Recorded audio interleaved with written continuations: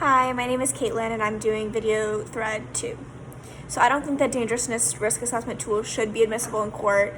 First, the leading companies involved in the tests refuse to disclose how the tests work and how they provide the results that they do. And this unwillingness to be transparent is very alarming considering how unsubstantiated their claims might be, and the fact that these results continue to have a tremendous impact on sentencing decisions.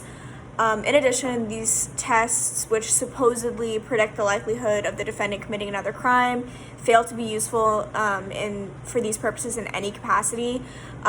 They've been proven to be unreliable in predicting whether a person will commit a violent crime and other crimes like that. So really these tests just create more problems than they're worth.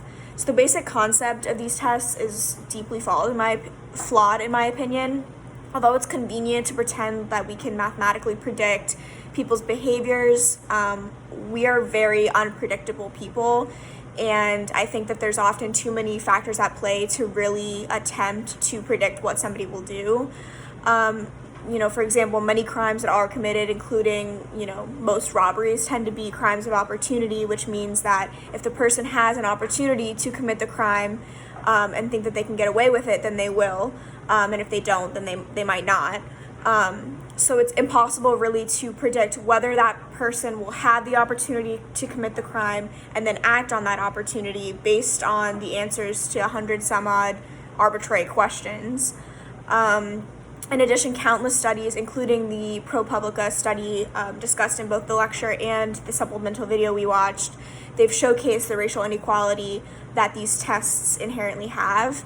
And whether these biased results are intentional or not is really just besides the point. The fact is that bias is there, and they provide inaccurate and skewed results affected by race.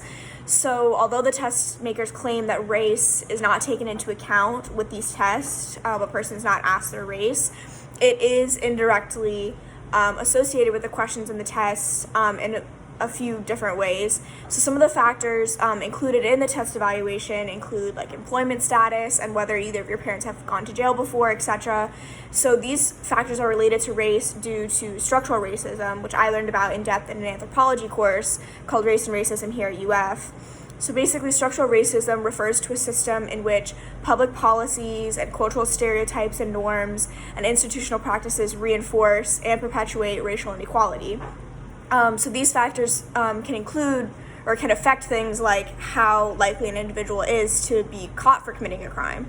So this is the reason that, African Americans may be more likely to have prior charges than their white counterparts. It's not a matter of African Americans committing more crimes. It's a matter of less white people being caught for the crimes that they're committing. So due to the subjectivity involved in these tests and the blatant racial bias embedded in them, which can't really be taken away, these questions that people have decided are separated from race are not, and they can never be separated from race truly. Based on that fact, judges should not be using these tests and these test results for sentencing decisions, and allowing them as evidence would further perpetuate structural racism in our court system by perpetuating these ideas of racial stereotypes and things like that. Not to mention, it unfairly punishes individuals based on the statistics of a larger population that they have no effect on.